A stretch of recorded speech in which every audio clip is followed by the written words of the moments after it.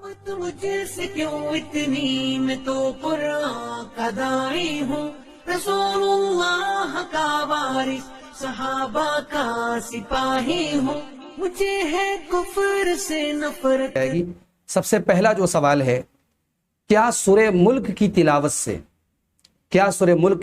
से इंसान कब्र के अजाब से महफूज रहेगा? ये एक भाई का सवाल है।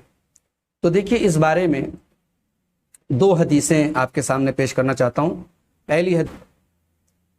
इस सिलसिले में दो हदीसें आपके सामने पेश करना चाहता हूँ।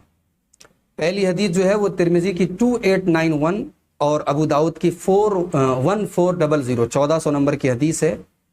अल्लाह के प्यारे रसूल सल्लल्लाहु अलैहि वसल्लम फरमाते हैं, इन्न सूरतम मिनल कुरानी सलासून आया। कुरान करीम के अंदर एक सूरत है जिसमें 30 आयतें हैं। शफाअत लिरजुलिन हत्ता गुफिर लहू, ये इंसान की शफाअत करती हैं यहाँ तक कि इंसान की मग़फ़िरत हो जाए। वही सूरत तबारकल्लज़ी बियदिहिल मुल्क, और ये सूरह मुल्क है। तो इस हदीस से मालूम हुआ कि सूरह मुल्क जो है ये क़यामत के दिन अपने पढ़ने वाले के लिए शफाअत करेगी।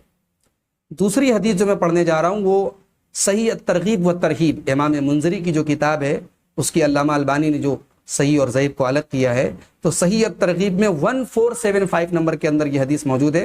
हज़रत अब्दुल्लाह इब्न मसऊद रज़ी अल्लाह अन्हु कहते हैं कि मन क़रअ तबारकल्लज़ी बियदिहिल मुल्क कुल्ल लैलतिन, जो सूरह मुल्क को रोज़ाना रात में पढ़े, मनअहुल्लाहु बिहा मिन अज़ाबिल-क़ब्र, अल्लाह ताला उसको अज़ाब-ए-क़ब्र से महफूज रखेगा।